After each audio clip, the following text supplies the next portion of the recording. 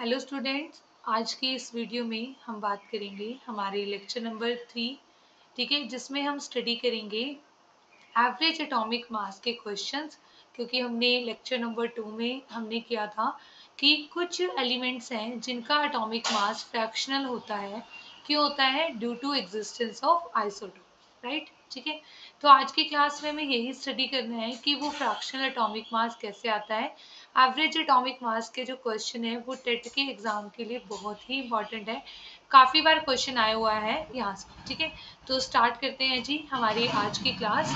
That is, तो सबसे पहले हमारे पास क्या है, हमें इसके कुछ क्वेश्चंस करने हैं। क्वेश्चंस में हमारे पास क्या होगा, ठीक है, जैसे कि फॉर एग्जांपल पहले मैं आपको ना इसके लिए फॉर्मूला बता देती हूँ। ठीक है, कि फॉर्मूला क्या रहेगा हमारे एवरेज एटॉमिक मास का। फॉर्मूला है जी, ये लिखो, average atomic mass is equal to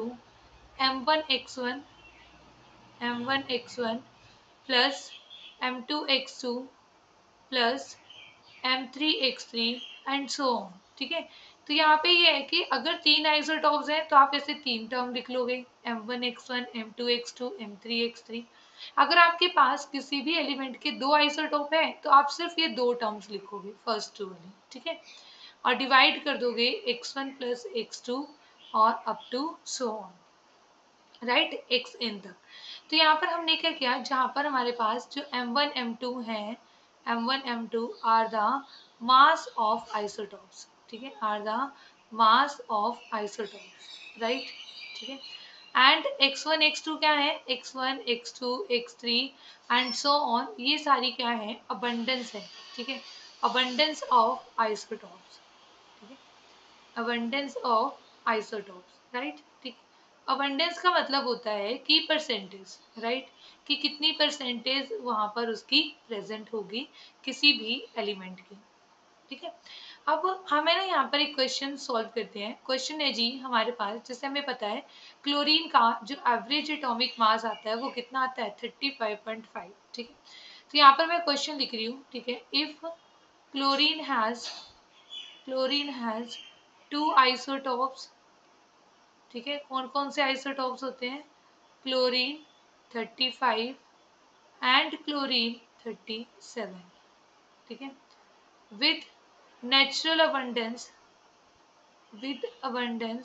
75 and abundance 75 and 25%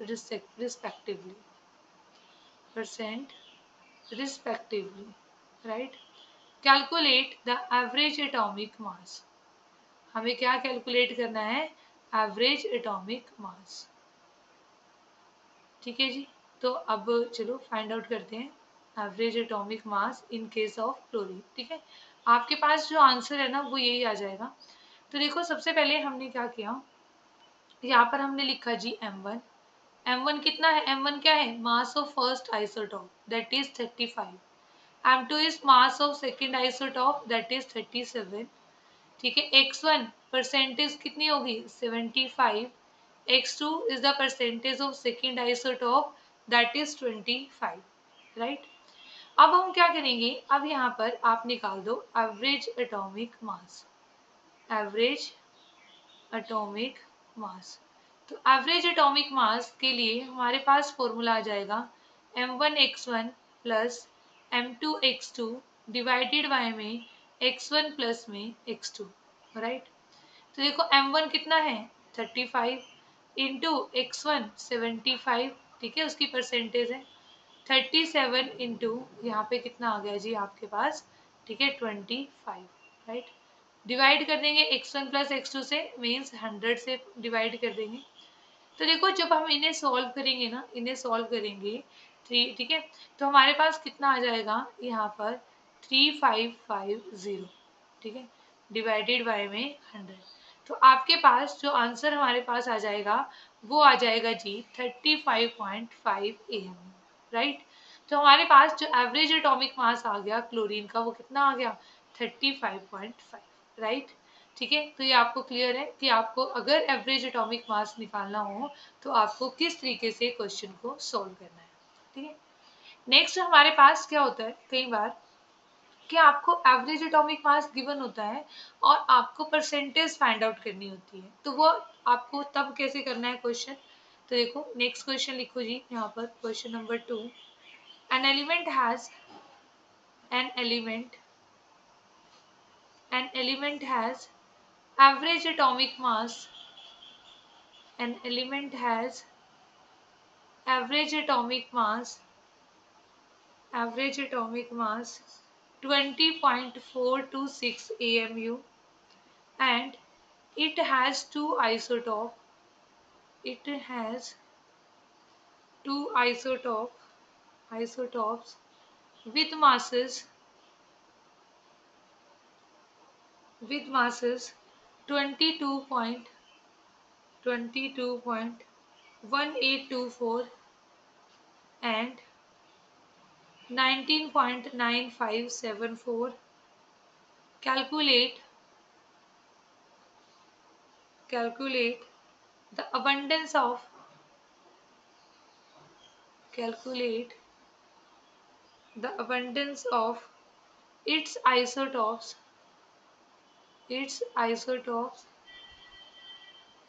X22, ठीक है, कि जिसका मास 22 है, इतना है, ठीक है, एंड X20, ठीक है। तो ये आपको दिया हुआ है कि इनकी क्या बतानी है, अबंडेंस बतानी है, मीन्स आपको x1 और x2 की वैल्यू बतानी है, राइट, ठीक है। तो देखो फॉर्मूला हमारे पास यही होता है, एवरेज एटॉमिक मास, ठीक है। और जहाँ पे अबंडेंस आपसे पूछता है ना, ठीक है, वहाँ पे आपको लेट करना पड़ेगा, ठीक है। लेट क्या करना पड़ेगा, जैसे कि एक आइसोटॉप की परसेंटेज आप मान लो x है, तो दूसरी की कितनी हो जाएगी 100 माइनस x, ठीक है। एवरेज एटॉमिक मास उसने दिया है 20.426, राइट।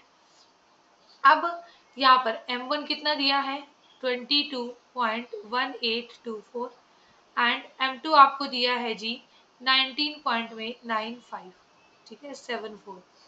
आप इसको ना थोड़ा सा अप्रॉक्स भी ले सकते हो कि अप टू 2 डेसिमल प्लेसेस आप काउंट कर लो, तो आप, ठीक है। अब देखो ऐसे तो हमारे पास अगर हमें x1 x2 दोनों चीजें बतानी हुई, ऐसे तो हम डायरेक्ट बता नहीं पाएंगे, तो लेट x1, क्योंकि एक इक्वेशन से कभी भी हम दो वेरिएबल फाइंड आउट नहीं कर सकते, तो मान लो लेट x1 इज x, ठीक है, small x, then x2 will be percentage of second isotope कितनी हो जाएगी 100 माइनस x हो जाएगी, है ना। तो आपके पास आप इस तरीके से इसको सॉल्व करोगे, हमारे पास average atomic mass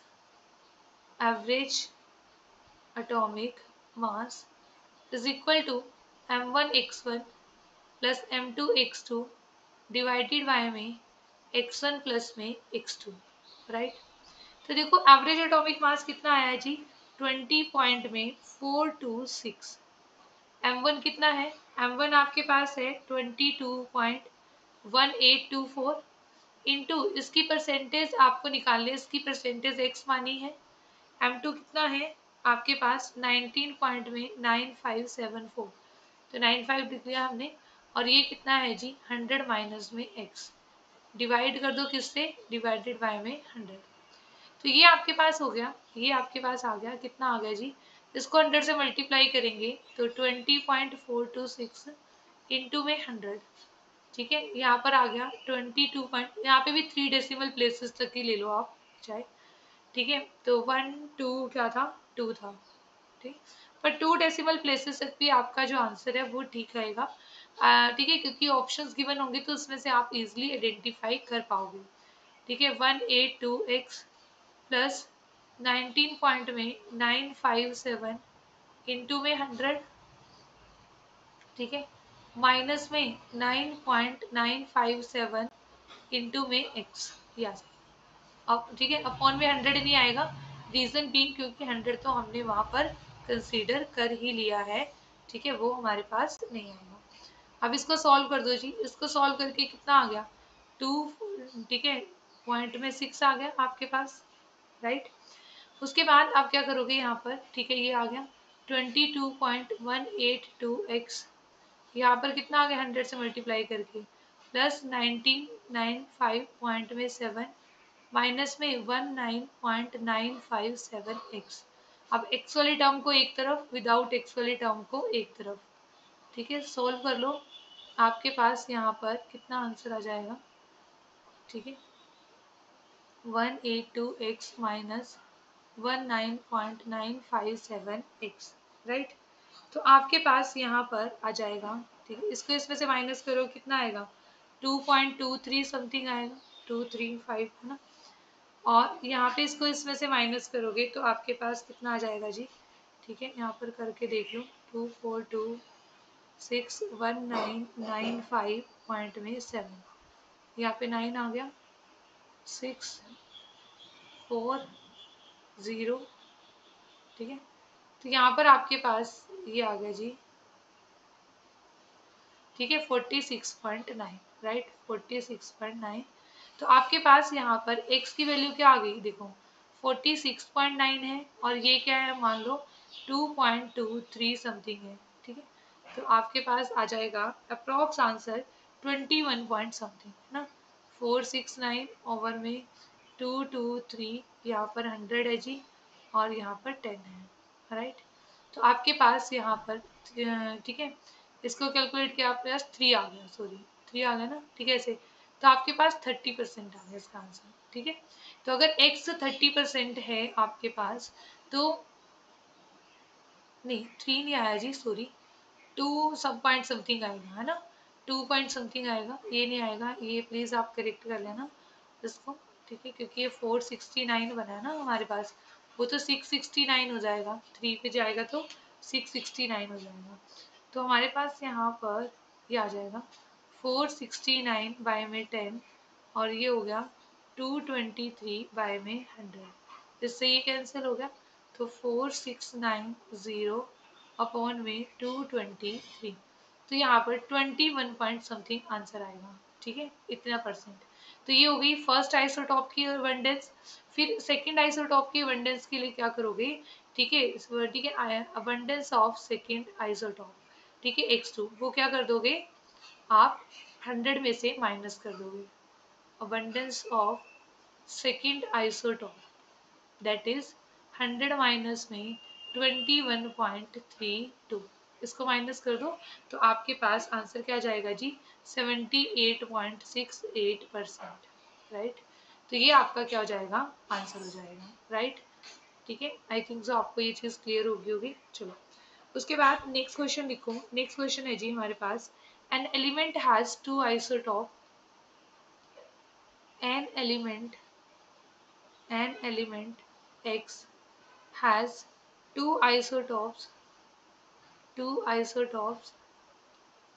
56x and 58x, means mass number आपको दिए हुए हैं, ठीक है। कहता है इफ द abundance of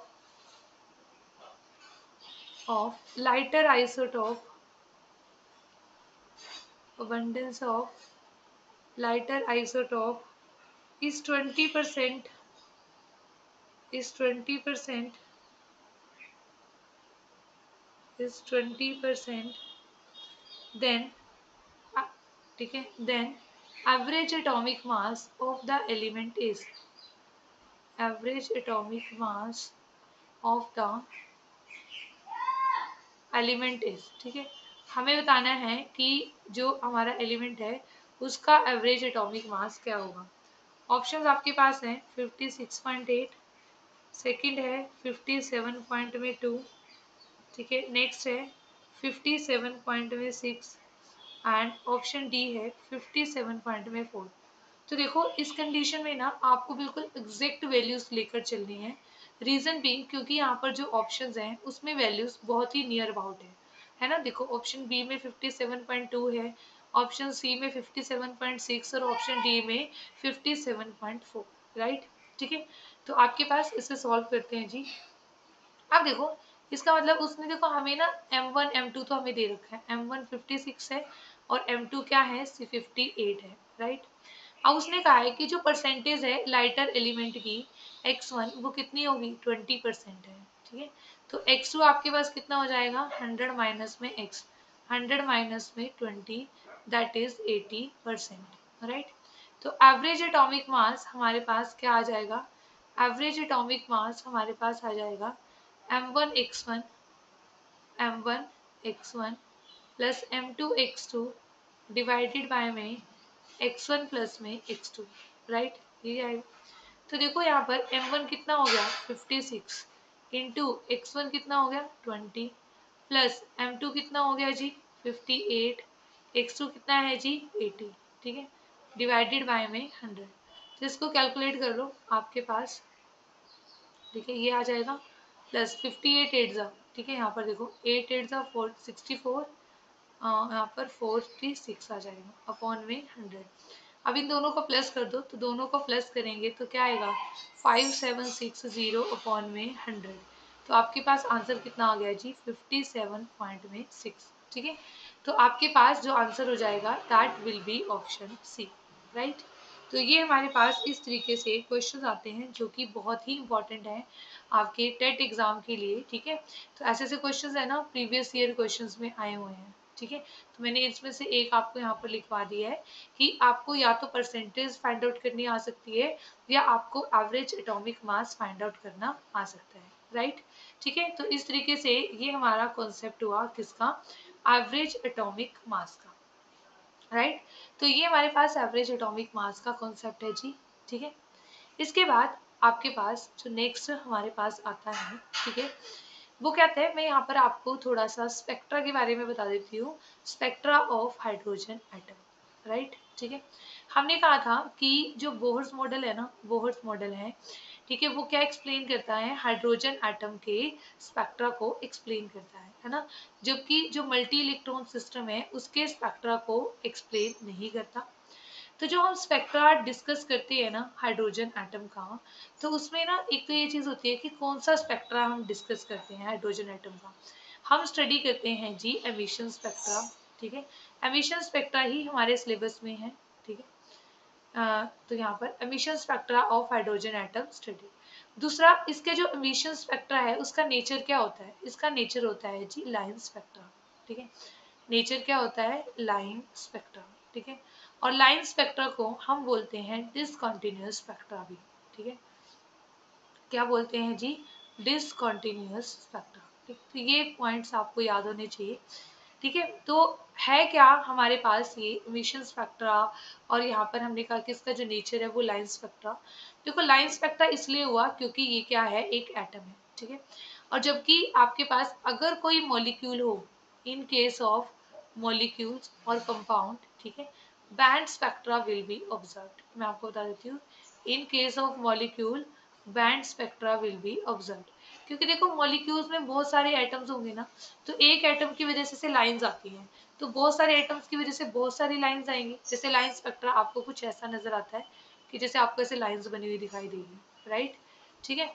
और जबकि आपको बैंड स्पेक्ट्रा कुछ ऐसा नजर आता है कि जैसे आपके पास यहाँ पर जैसे कि चार एटम है मान लो किसी मॉलिक्यूल में, आपको ऐसे लाइंस उसकी नजर आएंगी। तो वो लाइंस है ना इतनी क्लोजली स्पेस्ड होती है ना कि आपको वहाँ पे बैंड्स बने हुए नजर आते हैं, ठीक है। तो फिर ये क्या हो जाएगा आपके पास बैंड स्पेक्ट्रा। तो ये हमेशा ध्यान रखना आप चीज, ठीक है, कि आपके पास हाइड्रोजन के केस में कौन सा स्पेक्ट्रा आपको ऑब्जर्व होगा, लाइन स्पेक्ट्रा, ठीक है। अब देखो एमिशन स्पेक्ट्रा कैसे करते हैं, हम एक डिस्चार्ज ट्यूब लेते हैं, डिस्चार्ज ट्यूब लेते हैं जी, ठीक है।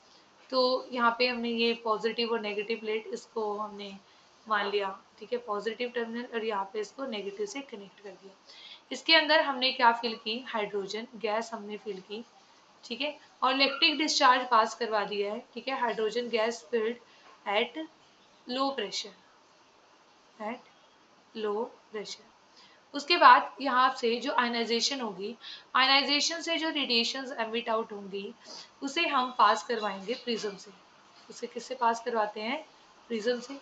फिर प्रिज्म से पास करवाने पर हम क्या देखते हैं कि हाइड्रोजन के केस में फोटोग्राफिक प्लेट पर हमें 6 लाइंस ऑब्जर्व होती हैं, ठीक है। यहाँ पर क्या होती है, हमें ये लाइन स्पेक्ट्रा है, ये हमें क्या ऑब्जर्व होगा, line spectra of hydrogen atom, ठीक है। तो हमें से इस तरीके से 6 लाइंस हमें ऑब्जर्व होती हैं यहाँ पर। और ये क्या है जी, ये आपके पास है photographic plate, photographic plate, right. तो ये हमें यहाँ पर क्या मिलता है इसका, इस तरीके से स्पेक्ट्रा। अब है ना जो हाइड्रोजन एटम का जो स्पेक्ट्रा है उसमें हमारे पास फर्दर क्या होती है, सीरीज होती है, ठीक है।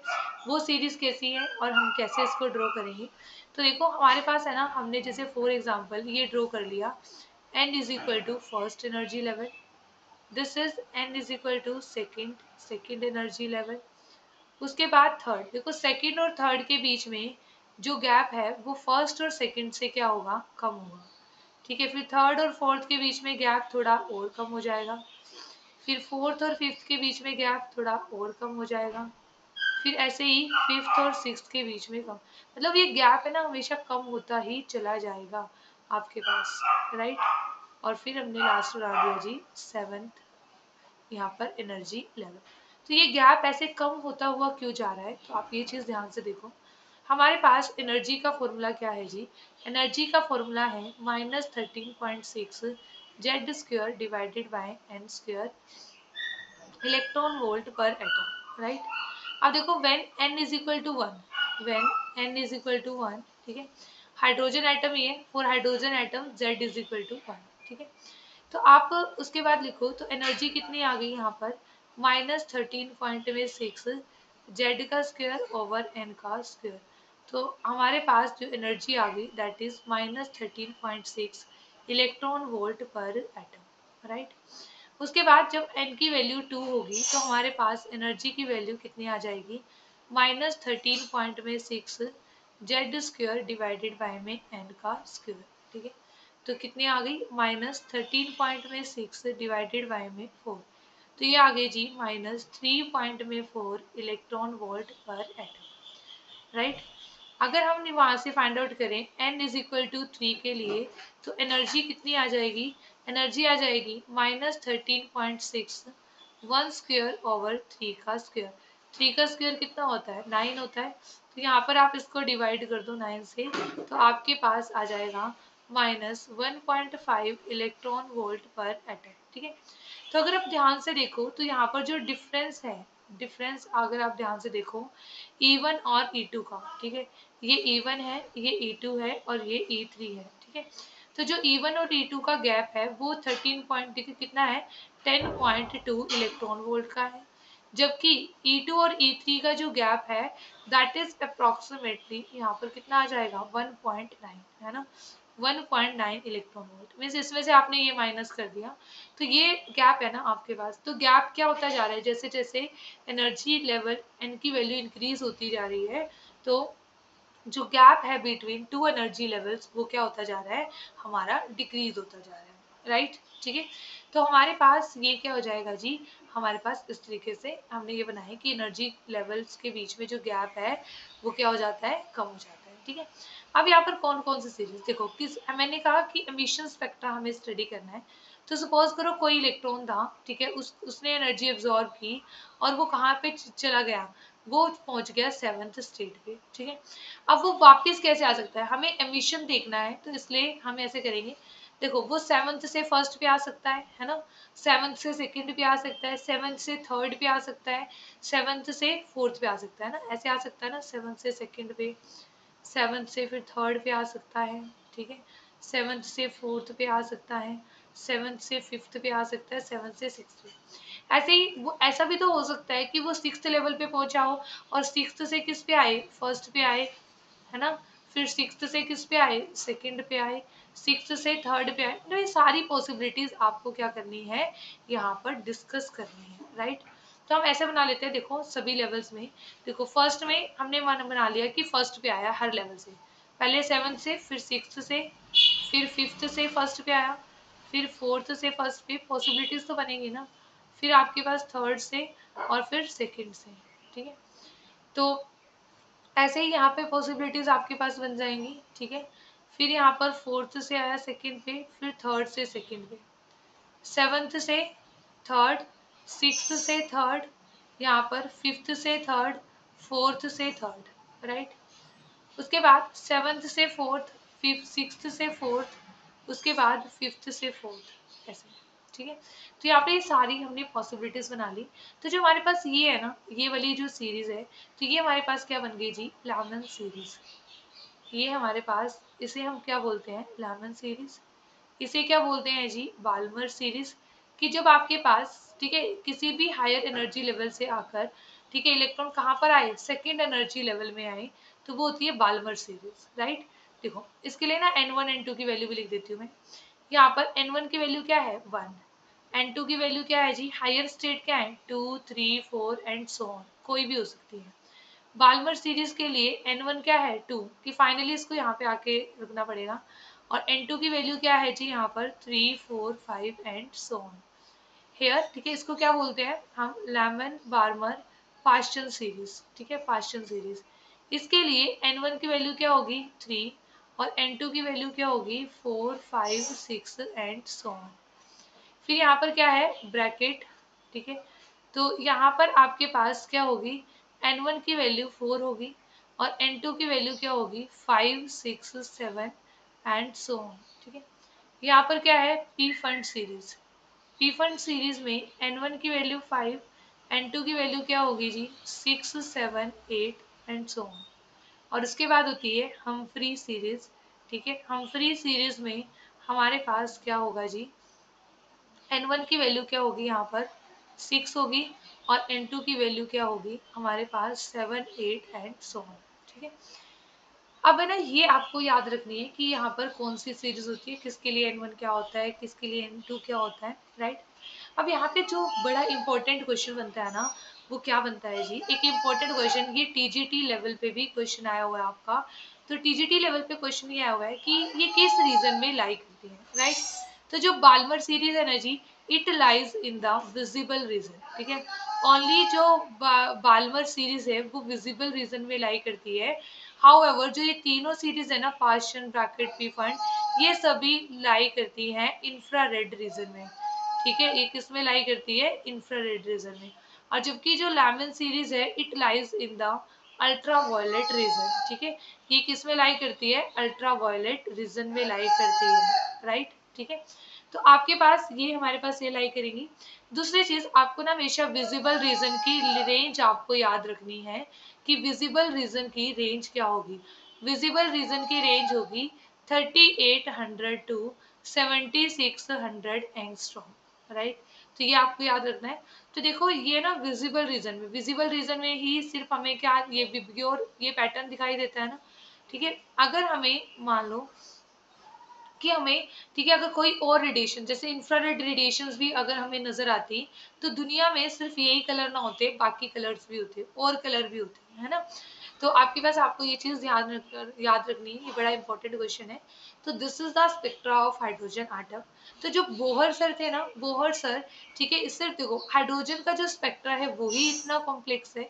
तो जो मल्टी इलेक्ट्रॉन सिस्टम होंगे, जिसमें ज्यादा इलेक्ट्रॉन होंगे, 3 होंगे, 4 होंगे, 5 होंगे, 10 होंगे, तो उनका जो स्पेक्ट्रा होगा वो बहुत ही कॉम्प्लिकेटेड हो जाता है।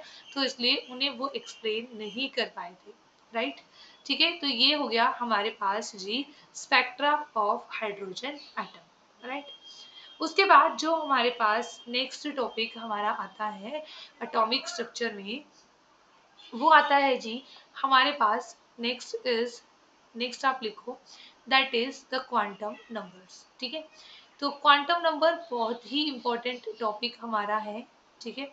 तो क्वांटम नंबर में आज की क्लास में हम इसका इंट्रोडक्शन पार्ट हम कर लेते हैं कि क्या होते हैं क्वांटम नंबर्स, ठीक है। बाकी फिर डिटेल में तो नेक्स्ट क्लास में ही हम करेंगे। तो देखो क्वांटम नंबर्स क्या होते हैं, quantum numbers are those numbers, quantum numbers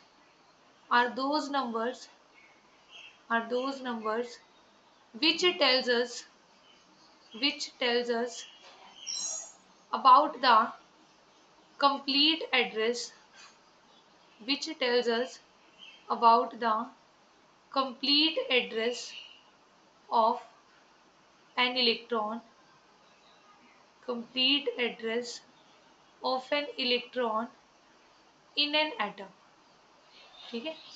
जो हमें किसी भी एक एटम है, कोई भी एटम है, उसके अंदर इलेक्ट्रॉन का कंप्लीट एड्रेस बता दे, उन नंबर्स को हम क्या कहते हैं, क्वांटम नंबर्स, ठीक है। हमें ना इसे अपने डेली लाइफ से रिलेट करते हैं। फॉर एग्जांपल किसी पर्सन का एड्रेस आपको पता करना है, ठीक है। सपोज करो हम चंडीगढ़ की बात कर लेते हैं, ठीक है, कि आपको ये पता है कि कोई पर्सन है वो सेक्टर 16 में रहता है, ठीक है, आपको क्या पता है, सेक्टर 16 में। क्या सिर्फ ये जानना सफिशिएंट होगा कि वो सेक्टर 16 में रहता है ना? नहीं, ये जानना बिल्कुल भी सफिशिएंट नहीं होगा। हमें क्या पता होना चाहिए, सेकंड नंबर पर हमें पता होना चाहिए वो किस ब्लॉक में रहता है, ठीक है। अब मान लो आपको ब्लॉक भी पता चल गया कि वो डी ब्लॉक में रहता है, तो आपको क्या पता होना चाहिए जी, क्या अभी भी जानना सफिशिएंट है? नो, है ना।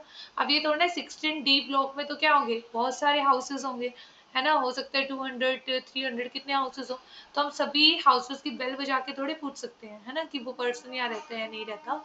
तो हम क्या करते हैं, जो ब्लॉक डी है, ठीक है, ये भी जानना सफिशिएंट नहीं है, तो आपको उसका हाउस नंबर पता होना चाहिए, ठीक है। तो जैसे हमें किसी पर्सन का एड्रेस पता होने के लिए सेक्टर, ब्लॉक और फर्दर हाउस नंबर पता होना चाहिए, वैसे ही एक इलेक्ट्रॉन का एड्रेस किसी भी एटम में देखने के लिए हमें क्या पता होनी चाहिए, हमें शेल पता होनी चाहिए। फिर हमें ये पता होनी चाहिए कि वो शेल के अंदर कौन सी सब शेल में रहता है। फिर हमें सब शेल के अंदर वो कौन से ऑर्बिटल में रहता है, ये भी हमें क्या होना चाहिए, पता होना चाहिए।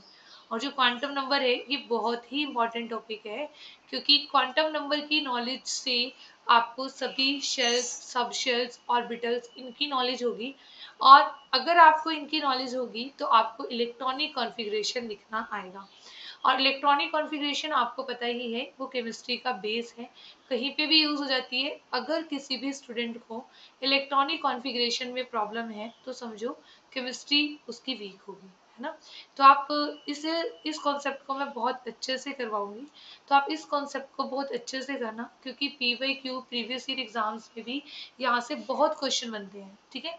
इवन ये सिर्फ टेट के लिए ही नहीं, ये TGT के लिए भी उतना ही इम्पोर्टेंट है जितना टेट के लिए है, ठीक है। TGT में भी काफी क्वेश्चंस यहाँ से आते हैं, तो मैं आपको सारे question up to TGT level यहाँ पर आपके कवर करवाऊंगी।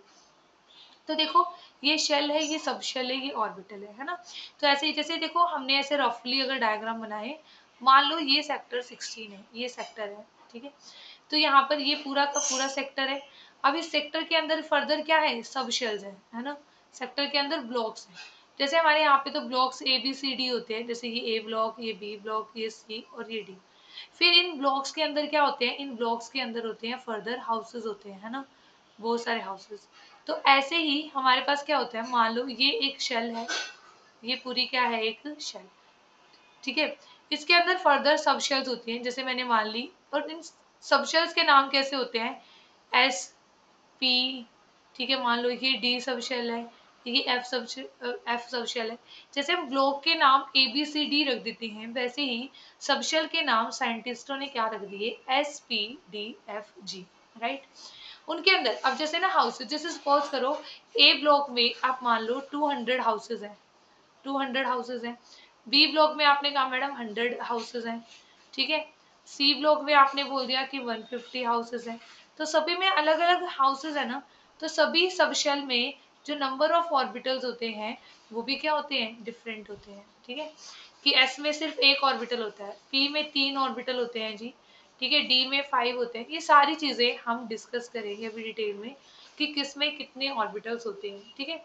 तो सिंपल मैंने आपको क्या बताया कि जो क्वांटम नंबर्स होते हैं, क्वांटम नंबर्स वो नंबर्स हैं जो हमें क्या बताते हैं, कंप्लीट एड्रेस बताते हैं किसी भी इलेक्ट्रॉन का एक एटम में, राइट, ठीक है। तो हमारे पास तो कितने क्वांटम नंबर्स हुए, टोटल हमारे पास क्वांटम नंबर्स होते हैं 4, ठीक है, 4 क्वांटम नंबर्स होते हैं जी हमारे पास, ठीक है।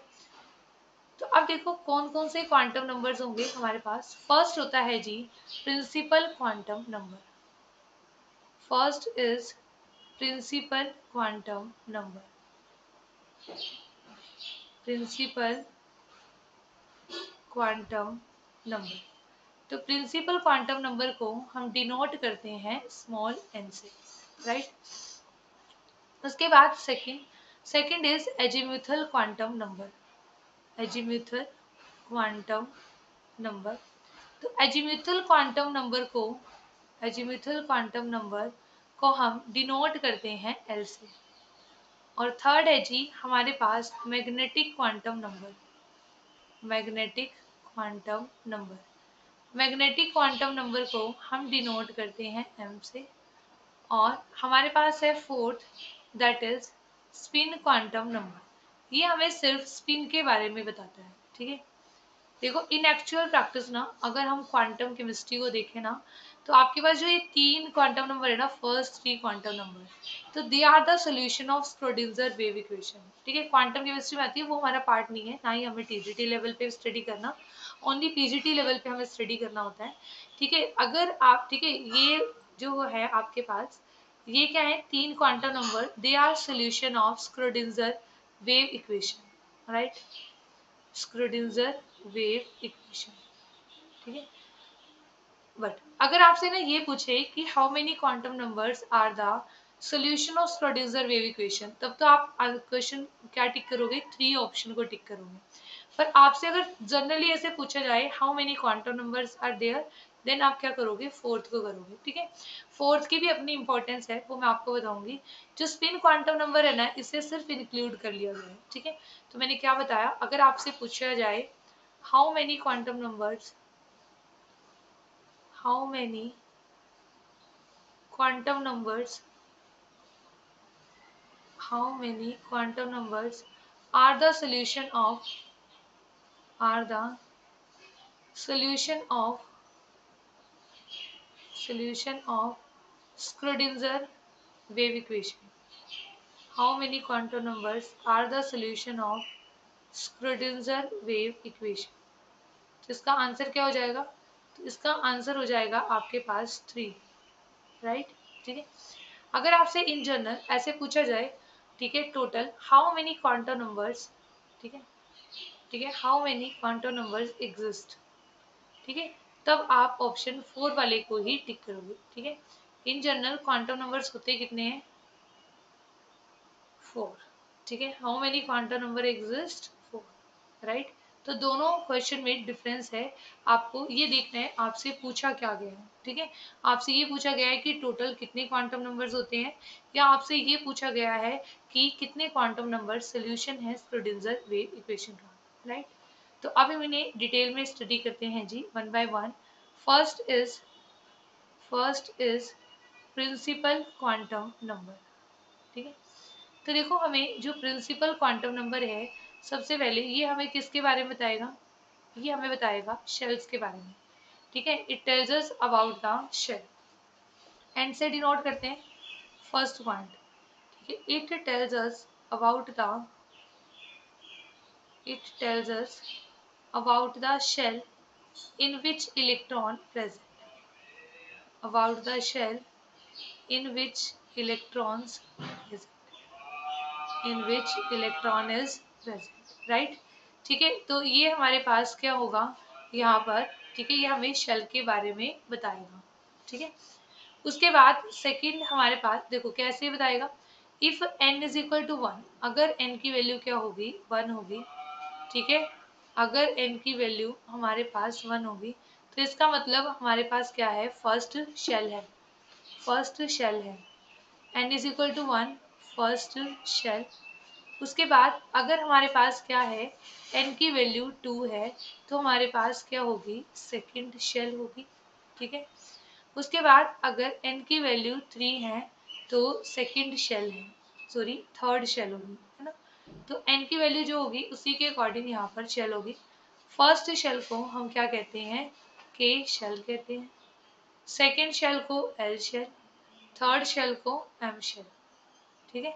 के एल एम शेल हम इन्हें बोलते हैं, ठीक है। तो ये हमारे पास क्या है जी, प्रिंसिपल क्वांटम नंबर, राइट। उसके बाद हमारे पास जो दूसरा, ठीक है, सेकंड पॉइंट आता है, सेकंड पॉइंट हमारे पास क्या आता है जी, सेकंड पॉइंट आता है कि ये हमें क्या बताएगा, ये हमें एनर्जी के बारे में बताएगा, ठीक है। It tells us about the energy, it tells us about the energy, ठीक है। मैंने आपको ये फॉर्मूला बताया था बोहर्स मॉडल में कि एनर्जी का फॉर्मूला क्या होता है, -13.6 Z square over n square electron volt per atom, ठीक है। तो यहाँ पे ना आपके पास क्या होगा, कि यहाँ पर अगर आपको n, ये n क्या है, ये n प्रिंसिपल क्वांटम नंबर ही तो है, ठीक है। अगर आपको n की वैल्यू पता होगी तभी आप क्या बता पाओगे, तभी आप बता पाओगे एनर्जी की वैल्यू, राइट। तभी आप एनर्जी की वैल्यू बता पाते हो ना। तो इसलिए हम क्या कहते हैं कि ये साथ में क्या बताता है हमें, it tells us about the energy, ठीक है। जहाँ जहाँ n इन्वॉल्व होता है ना तो ये सारी चीजें बताएगा, ये रेडियस भी बताएगा, ये वेलोसिटी भी बताएगा, ठीक है। यहाँ पर आप लिख सकते हो also tells us about the also tells us about the radius, ठीक है, क्योंकि रेडियस के फॉर्मूले में भी क्या होता है, n इन्वॉल्व होता है। r is equal to r naught into n square by में z, फिर ऐसे ही वेलोसिटी के बारे में बताता है, ठीक है। तो आप ये पॉइंट आप यहाँ पर लिख सकते हो। उसके बाद जो हमारे पास मेन पॉइंट है वो है it tells us about the orbit angular momentum, it tells us about the orbit angular momentum, ठीक है। एक होता है ऑर्बिटल एंगुलर मोमेंटम, एक होता है ऑर्बिट एंगुलर मोमेंटम, राइट। तो देखो जो ऑर्बिट एंगुलर मोमेंटम है वो क्या होता है, और जो ऑर्बिटल एंगुलर मोमेंटम, दोनों में डिफरेंस होता है, ठीक है। ऑर्बिट एंड ऑर्बिटल, ऑर्बिट तो शेल होती है, ठीक है। तो जो ऑर्बिट एंगुलर मोमेंटम है that is given by n h upon में 2 पाई, ठीक है। Where h is Planck's constant, ठीक है। एच क्या है हमारे पास, प्लैंक्स कांस्टेंट, ठीक है। इसकी वैल्यू होती है हमारे पास, लिखो 6.634 इंटू 10⁻⁻34 जूल सेकेंड, ठीक है। तो ये वैल्यू होती है प्लैंक्स कांस्टेंट की। अब है ना, आपको सिर्फ इसको बताने के लिए आपको सिर्फ n चाहिए। जैसे आपको ये बता दिया कि ये बताओ हाइड्रोजन के सेकेंड एनर्जी लेवल में ऑर्बिट एंगुलर मोमेंटम क्या होगा, ठीक है। तो हमारे पास यहाँ पर n की वैल्यू क्या होगी, 2 होगी, है ना। तो 2h अपॉन में क्या आ जाएगा, 2 पाई, ठीक है। तो आपको ये बताना है, ठीक है। In case of hydrogen atom, in case of hydrogen atom, ठीक है, find the orbit angular momentum, find the orbit angular momentum for second shell, for second shell। तो देखो आपके पास है ना यहाँ पर सेकेंड शेल का मतलब क्या है, n की वैल्यू क्या है, 2 है ना। तो आपके पास जो ऑर्बिट एंगुलर मोमेंटम होगा वो कितना आ जाएगा, n की वैल्यू आप 2 पुट कर दो, 2 इंटू एच अपॉन में 2 पाई, 2 से 2 कैंसिल, तो आंसर कितना आ गया, h अपॉन में पाई, राइट, ठीक है। तो ये और ना सम टाइम अगर थोड़ा सा क्वेश्चन को मोल्ड करके देगा तो वो कैसे देगा, आपके पास है ना एच कट दे देता है। एच कट किसके इक्वल होता है जी, एच अपॉन 2 पाई के इक्वल होता है, ठीक है। एच कट क्या होता है, एच अपॉन 2 पाई के इक्वल होता है, राइट। तो आपके पास यहाँ पर, ठीक है, जैसे कि m v r is equal to n h upon में 2 पाई लिखा था, तो यहाँ पर आप in terms of h cut इसे क्या लिख सकते हो, in terms of h cut we can write m v r is equal to n into h cut, ठीक है। तो ये आपके पास बन जाएगा। तो ये फॉर्मूला भी आपको क्या रखना है, ध्यान रखना है, ठीक है। तो ये हमारे पास क्या हो गया जी, ये हमारे पास हो गया ऑर्बिट एंगुलर मोमेंटम, राइट, ठीक है। तो ये हमारे पास क्या था कि हमारे पास जो first that is the principal quantum number, ये हमें शेल के बारे में बताता है, एनर्जी के बारे में बताता है, ठीक है, रेडियस के बारे में बताता है, ऑर्बिट एंगुलर मोमेंटम के बारे में बताता है, और साथ में ये हमें मैक्सिमम नंबर ऑफ इलेक्ट्रॉन जो एक शेल में प्रेजेंट होते हैं उसके बारे में भी बताता है, ठीक है। लिख लो, it also tells us it also tells us about the it also tells us about the maximum number of electrons present in a shell, present in a given shell, ठीक है, and that is given by 2n square, ठीक है, that is given by 2n square। हम कहते हैं ना कि जो फर्स्ट शेल है, इन फर्स्ट शेल जो मैक्सिमम नंबर ऑफ इलेक्ट्रॉन्स हैं वो कितने आ सकते हैं, 2 आ सकते हैं, मैक्सिमम नंबर ऑफ इलेक्ट्रॉन्स 2 आ सकते हैं यहाँ पर, ठीक है। फिर सेकंड शेल में कितने इलेक्ट्रॉन्स आ सकते हैं maximum? In second shell maximum number of electrons can come 8, 2 into 2 का स्क्वायर दैट इज 8। फिर थर्ड शेल में हमारे पास मैक्सिमम नंबर ऑफ इलेक्ट्रॉन्स कितने आ सकते हैं जी? यहाँ पर 80, 2 इंटू 3 का स्क्वायर 80, राइट, ठीक है। तो this is all about the principal quantum number, ठीक है।